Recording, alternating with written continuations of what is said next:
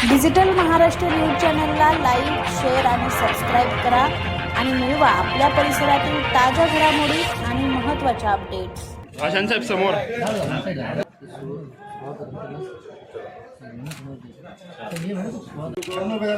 शिवसेना जिंदाबाद. शिवसेना भारतीय जनता पार्टी, भाजप शिवसेना युतीच्या भाजप शिवसेना वंचित.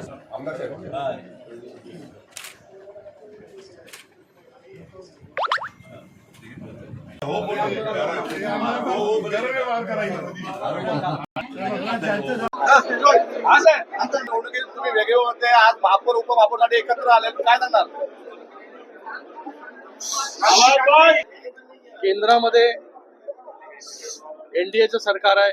माननीय या देशाचे यशस्वी प्रधानमंत्री नरेंद्र मोदीजींच्या नेतृत्वाखाली एनडीएचं सरकार, त्याचबरोबर राज्यामध्ये देखील महायुतीचं सरकार, माननीय मुख्यमंत्री देवेंद्र फडणवीस असतील, त्याचबरोबर या उल्हासनगर महानगरपालिकेमध्ये सुद्धा महायुतीचंच सरकार जे आहे सत्ता.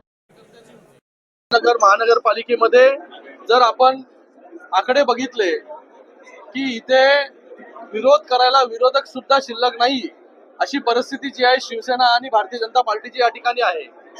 आज या ठिकाणी आनंद होतोय की आज माननीय मुख्य नेते उपमुख्यमंत्री एकनाथजी शिंदे साहेबांच्या नेतृत्वाखाली आणि त्याचबरोबर रवींद्र चव्हाण साहेबांच्या नेतृत्वाखाली या उल्हासनगर म्युनिसिपल कॉर्पोरेशन मध्ये महापौर पदासाठी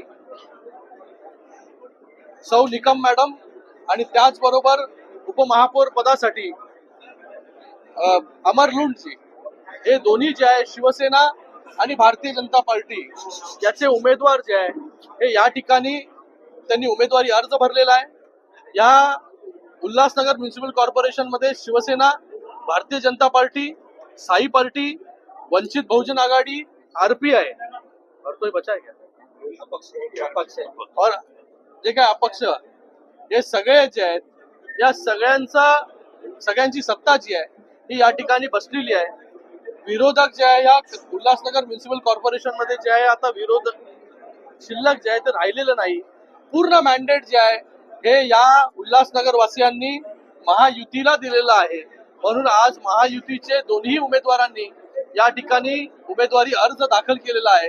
येणाऱ्या 3 तारखेला या उल्हासनगर म्युनिसिपल कॉर्पोरेशन मध्ये शिवसेनेचा महापौर बसेल आणि त्याचबरोबर भारतीय जनता पार्टीचा उपमहापौर या ठिकाणी बसेल आणि भविष्यामध्ये चांगलं काम या उल्हासनगर म्युनिसिपल कॉर्पोरेशन मध्ये ही दोन्ही मंडळी आणि त्याचबरोबर सगळे नगरसेवक जे आहे ते या ठिकाणी मिळून करतील.